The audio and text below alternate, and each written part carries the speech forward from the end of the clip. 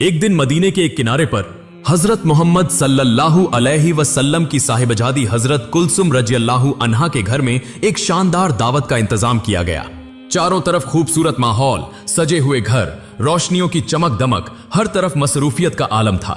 शहर के मशहूर और मोतबर लोग, बड़े बड़े ताजिर और बाइज्जत मेहमान सबको बुलाया गया था। एक एक करके सब वहां आने लगे। उस जमाने में हजरत कुलसुम रजियल्लाहु अन्हा दौलत और आसाइश के लिहाज से खुशहाल थी। सोने के जेवरात, अच्छे खाने और ऐशो आराम की जिंदगी उनके पास थी। दूसरी तरफ हजरत फातिमा रजियल्लाहु अन्हा बहुत गरीब थीं। अक्सर दिन फाके में गुजरते। उनके पास मालो दौलत तो नहीं था, मगर उनके पास एक ऐसा खजाना था जिसकी कोई नजीर दुनिया में नहीं। वह था अल्लाह और उसके रसूल सल्लल्लाहु अलैहि वसल्लम पर कामिल ईमान। जब सब मेहमान उस बड़ी दावत में पहुंचने लगे, खुद हजरत मोहम्मद सल्लल्लाहु अलैहि वसल्लम भी उस तकरीब की तरफ रवाना हुए। लेकिन जन्नत की सरदार हजरत फातिमा रजियल्लाहु अन्हा अपने घर के एक कोने में खामोश बैठी थीं।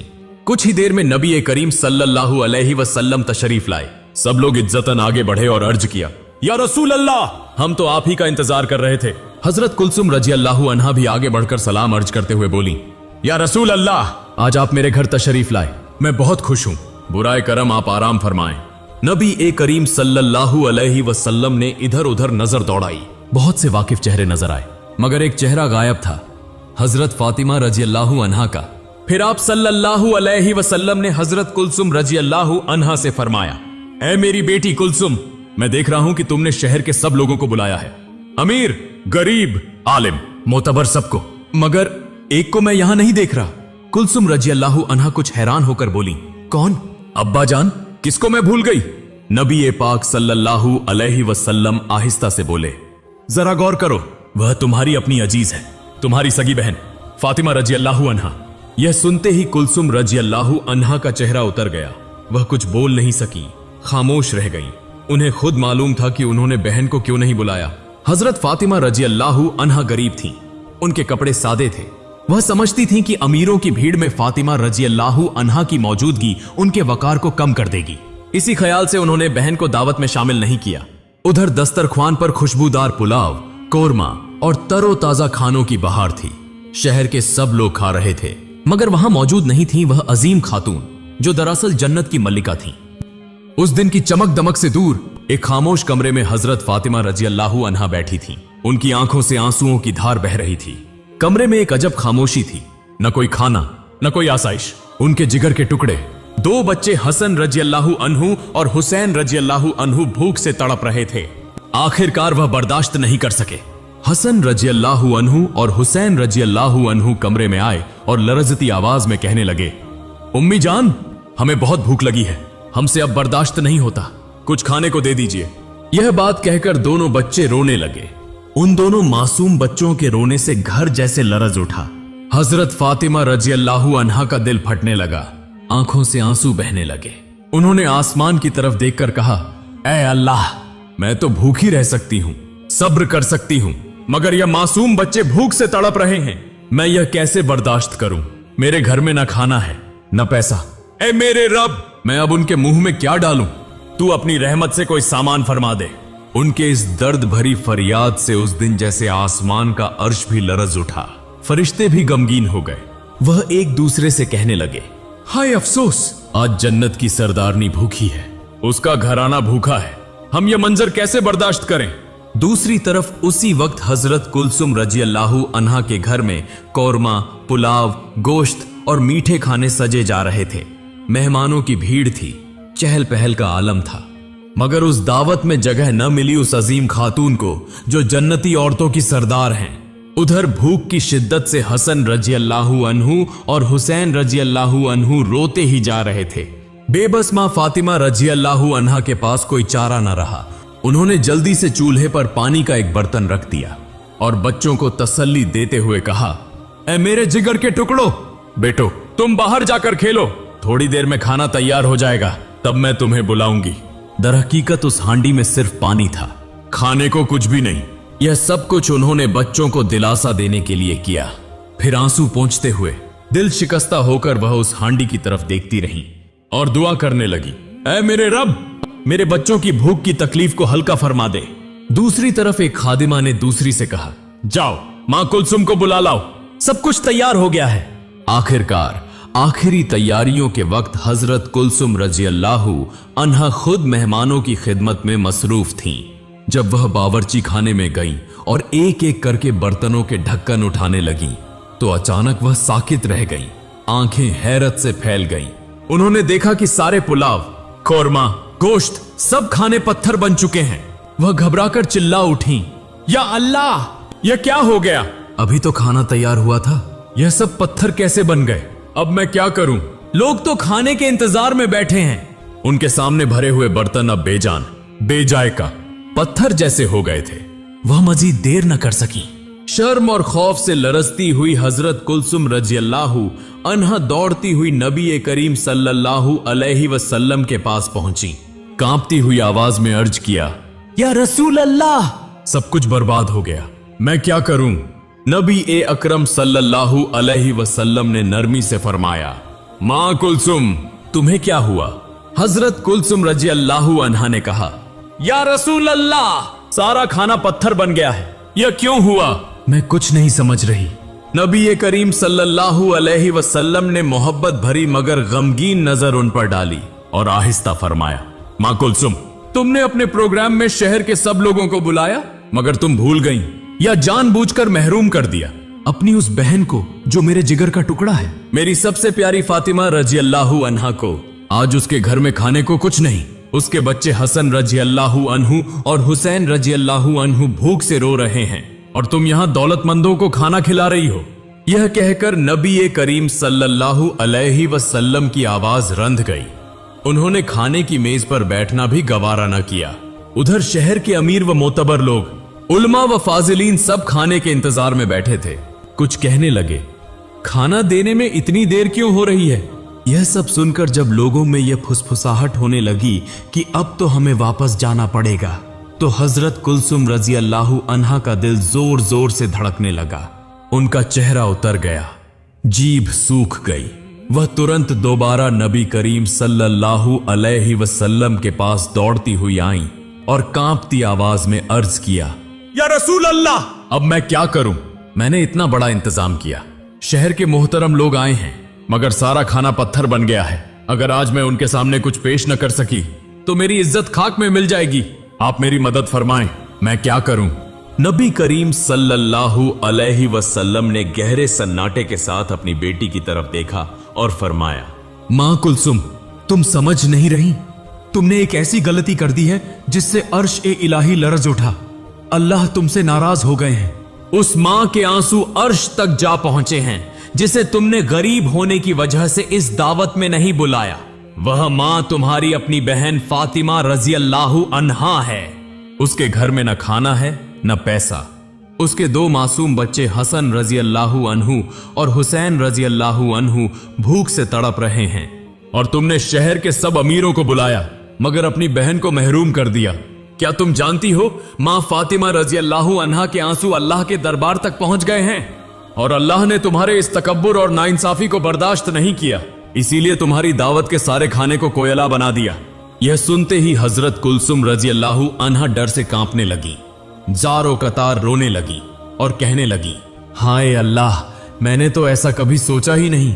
मैंने तो यह गुमान किया कि अगर अपनी गरीब बहन को न बुलाऊं तो मेरी इज्जत बची रहेगी, मगर आज मैं समझ गई कि मैंने बहुत बड़ी गलती की। ऐ अल्लाह के नबी सल्लल्लाहु अलैहि वसल्लम, मुझे कोई रास्ता बता दीजिए, मैं किस तरह इस अजाब से निजात पाऊं। नबी अकरम सल्लल्लाहु अलैहि वसल्लम ने फरमाया, मां कुलसुम, इसका हल मेरे पास नहीं, सिर्फ तुम्हारी बहन फातिमा रजियल्लाहु अन्हा के पास है।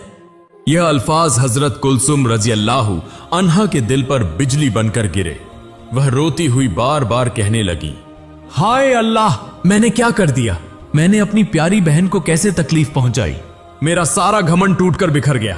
फिर वह एक लम्हा भी जाया न कर सकी। आंसुओं से तर चेहरा लिए वह दौड़ती हुई हजरत फातिमा रजियल्लाहु अन्हा के घर की तरफ रवाना हो गई। कुछ ही देर में वह दरवाजे पर पहुंची। दरवाजे पर खड़ी होकर कांपती आवाज में पुकारने लगी, ऐ मेरी प्यारी बहन फातिमा, कहां हो तुम? यह आवाज सुनते ही हजरत फातिमा रजियल्लाहु अन्हा घर से बाहर आई। उनके चेहरे पर सुकून, आंखों में नरमी और दिल में नूर था। उन्होंने हैरत से पूछा, ऐ मेरी बहन कुलसुम, तुम्हें इतना परेशान क्यों देख रही हूँ? आज तो तुम्हारे घर बड़ी दावत है, बड़े बड़े लोग आए हैं, इस वक्त तुम मेरे पास क्यों आई? यह सुनकर हजरत कुलसुम रजी अल्लाहु अन्हा अपने आंसू रोक न सकी। रुंधी हुई आवाज में बोली, ऐ फातिमा रजी अल्लाहु अन्हा, मैंने बहुत बड़ी गलती की। मैंने सबको बुलाया, हर शख्स को दावत दी, मगर तुम्हें नहीं बुलाया। मैंने समझा तुम गरीब हो, तुम्हारे कपड़े सादे हैं, अगर तुम आओगी तो मेरी इज्जत चली जाएगी। मगर आज समझ गई हूं, इज्जत इंसान के हाथ में नहीं, अल्लाह के हाथ में है। मेरी वह बड़ी दावत सारे खाने लम्हों में कोयला बन गए।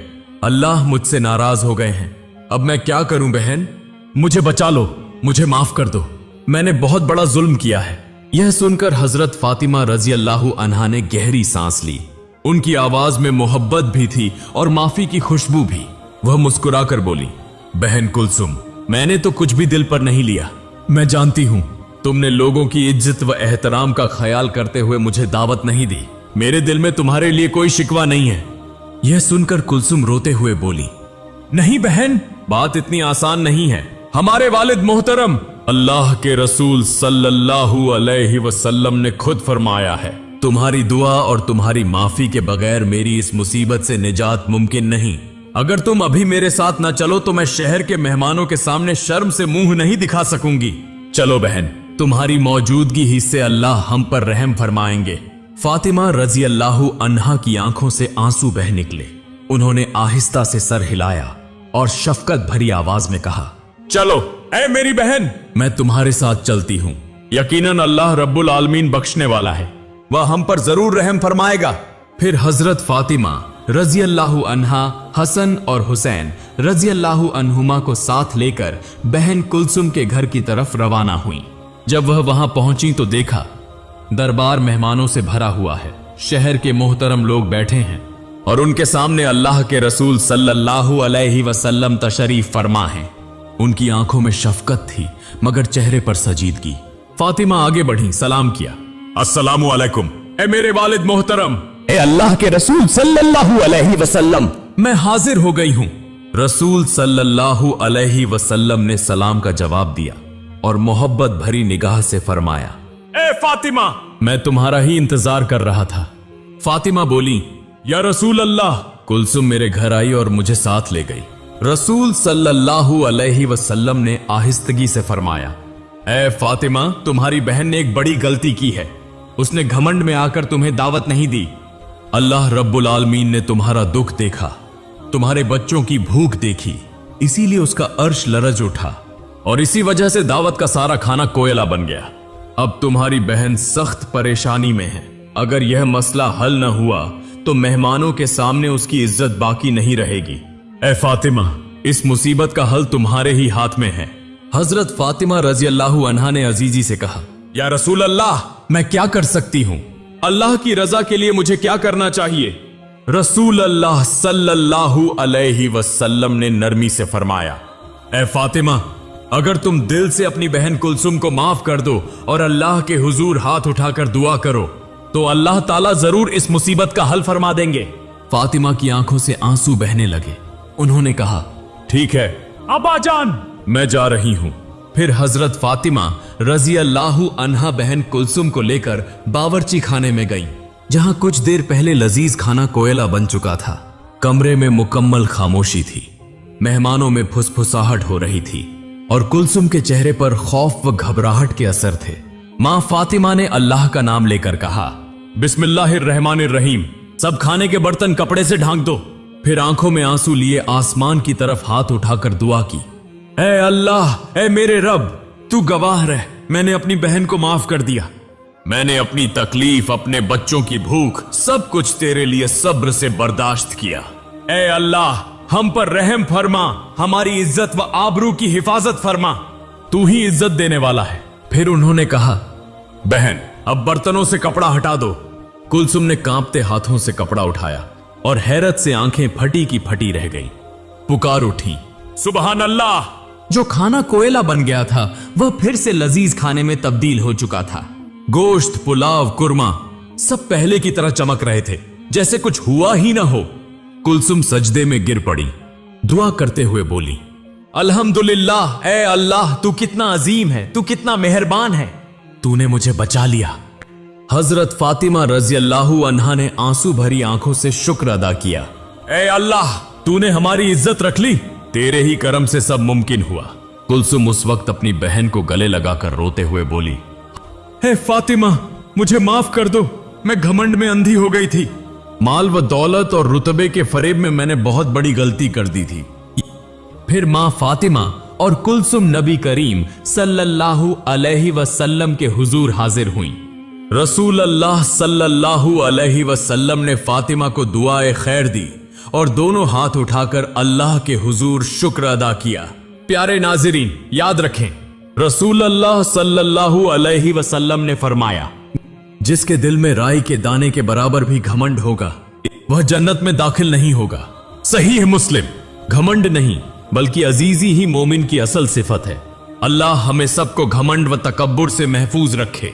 एक दिन हजरत मोहम्मद सल्लल्लाहु अलैहि वसल्लम सहाबा के साथ बैठे गुफ्तगू फरमा रहे थे।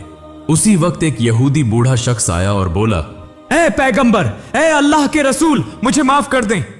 मुझे अभी कलमा पढ़ाकर इस्लाम में दाखिल कर लें।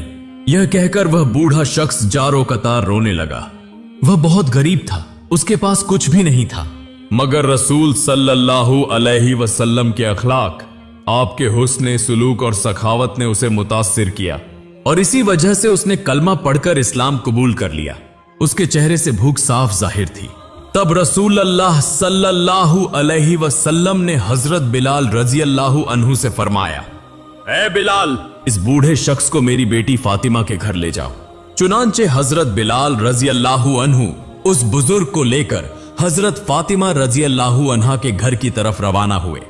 जब वह दरवाजे पर पहुंचे तो बूढ़े ने बुलंद आवाज में सलाम किया, ए रसूल पाक सल्लल्लाहु अलैहि वसल्लम के घराने वालों, मैं एक बूढ़ा शख्स हूं, मैं भूखा हूं, बेलिबास हूं, खुदा रहम मुझ पर फरमाए, मेरी मदद करें। घर के अंदर से हजरत फातिमा रजी अल्लाहु अन्हा ने यह आवाज सुनी और हजरत अली रजी अल्लाहु अन्हु से फरमाया, ए मेरे जान के महबूब, आप इस भूखे बूढ़े को वह बिस्तर दे दीजिए जो दुम्बे की खाल से बना है। चुनांचे हजरत अली रजी अल्लाहु अन्हु बाहर गए और वह बिस्तर उस बूढ़े को दे दिया। बूढ़ा शख्स बोला, है रसूल के घराने वालों, मैं तो बहुत भूखा हूं, लेकिन इस बिस्तर का मैं क्या करूं? क्या इससे मेरी भूख मिट जाएगी? यह बात हजरत फातिमा रजी अल्लाहु अन्हा ने घर के अंदर से सुन ली। जब हजरत अली रजी अल्लाहु अन्हु अंदर वापस आए तो हजरत फातिमा रजी अल्लाहु अन्हा ने अपना हार उतार कर कहा, है मेरे जान के महबूब, यह हार इस भूखे शख्स को दे आइए। हजरत अली रजी अल्लाहु अन्हु ने जाकर उस बूढ़े से फरमाया, यह हार ले जाओ, इसे बेच दो, इंशाअल्लाह अल्लाह ताला तुम्हारी जरूरत पूरी फरमा देंगे। वह बूढ़ा शख्स खुशी खुशी हार लेकर मस्जिद नबवी की तरफ चल पड़ा। जब वहां पहुंचा तो देखा कि नबी सल्लल्लाहु अलैहि वसल्लम और सहाबाए किराम बैठे हैं। बूढ़ा खुशी से पुकार उठा, या रसूल अल्लाह, यह हार हजरत फातिमा ने मुझे अता फरमाया है और कहा है कि अगर इसे बेच दूं तो मेरी जरूरत पूरी हो जाएगी।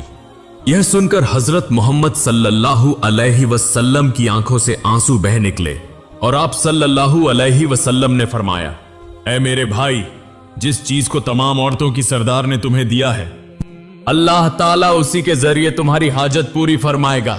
उसी वक्त हजरत इब्न ए यासिर उठ खड़े हुए और अर्ज किया, या रसूल अल्लाह, क्या आप मुझे इजाजत देते हैं कि मैं यह हार खरीद लूं? रसूल अल्लाह सल्लल्लाहु अलैहि वसल्लम ने फरमाया, ए यासिर, जरूर, तुम्हें इजाजत है। तब हजरत यासिर रजी अल्लाहु अन्हु ने उस बूढ़े से पूछा, आप यह हार कितने दिरहम में बेचना चाहते हैं? तब बूढ़े शख्स ने कहा, इस हार के बदले में मेरे लिए इतना काफी है कि मैं इससे कुछ रोटी और गोश्त खरीद कर अपनी भूख मिटा सकूं और एक कपड़ा खरीद सकूं जिससे अपना बदन ढांप सकूं, ताकि मैं इसी लिबास में अल्लाह के हुजूर नमाज अदा कर सकूं। कुछ दीनार काफी होंगे ताकि मैं अपने अहले खाना को भी कुछ दे सकूं। यह सुनकर हजरत यासिर रजी अल्लाहु अन्हु ने फरमाया, इसके बदले में मैं तुम्हें 20 दीनार 200 दिरहम, एक यमनी लिबास और एक ऊंट देता हूं, जिस पर सवार होकर तुम अपने घर वालों तक पहुंच सको और उनकी भूख भी मिट जाए। चुनांचे वह बूढ़ा शख्स यह सारा सामान लेकर अपने घर पहुंचा। यह देखकर उसके घर वाले खुशी से झूम उठे और आंसुओं के साथ अल्लाह के हुजूर सजदे में गिर गए। यूं कुछ दिन गुजर गए। उधर हजरत इब्ने यासिर रजी अल्लाहु अन्हु ने हजरत फातिमा रजी अल्लाहु अन्हा का वह मुबारक हार इंतहाई एहतराम के साथ एक पाकीज़ा जगह पर रख दिया। फिर हजरत यासिर ने अपने बाकी माल में से एक गुलाम खरीदा और उसके हाथ में वह हार देकर फरमाया, यह हार तुम रसूल सल्लल्लाहु अलैहि वसल्लम के पास ले जाओ और अब से तुम उनके गुलाम हो गए। गुलाम फौरन वह हार लेकर नबी अकरम सल्लल्लाहु अलैहि वसल्लम की खिदमत में हाजिर हुआ और सारा वाकया बयान कर दिया। तब मोहम्मद सल्लल्लाहु अलैहि वसल्लम ने फरमाया, तुम फातिमा के पास चले जाओ और यह हार उन्हें वापस दे दो। चुनांचे वह गुलाम वह हार लेकर हजरत फातिमा रजी अल्लाहु अन्हा के घर पहुंचा। हजरत फातिमा रजी अल्लाहु अन्हा ने वह हार कबूल किया और फरमाया, आज से तुम आजाद हो गए हो। यह सुनकर गुलाम बहुत खुश हुआ और हंसने लगा। हजरत फातिमा रजी अल्लाहु अन्हा ने पूछा, तुम्हारे हंसने की वजह क्या है? गुलाम ने अर्ज किया, इस हार की बरकत ही ने मेरे चेहरे पर मुस्कुराहट ला दी है। इसी हार ने एक भूखे को खाना खिलाया, एक नंगे को लिबास पहनाया, एक मुहताज की हाजत पूरी की और एक गुलाम को आजाद किया और आखिरकार यही मुबारक हार अपनी मालिक हजरत फातिमा के पास वापस आ गया। प्यारे नाजरीन, आओ हम सब कोशिश करें कि हजरत मोहम्मद सल्लल्लाहु अलैहि वसल्लम और हजरत फातिमा रजी अल्लाहु अन्हा की तरह किरदार व अखलाक वाले बने, उनकी तरह रहम दिल और सखी बने। अगर हम उनके नक्शे कदम पर चलें तो हमारा मुज्तमा बदल जाएगा। अल्लाह रब्बुल आलमीन हमें उनके नक्शे कदम पर चलने की तौफीक अता फरमाए। आमीन।